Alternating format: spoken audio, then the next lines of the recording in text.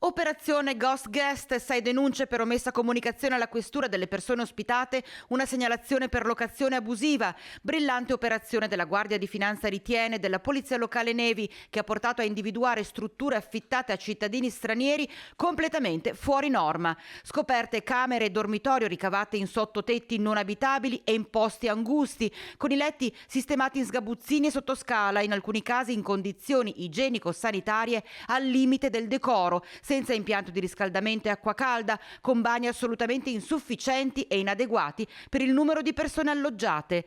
Gli inquilini trovati all'interno dei 6 appartamenti controllati a Thiene erano tutti in regola con i permessi di soggiorno e con i documenti e probabilmente pensavano di essere in regola anche con la locazione.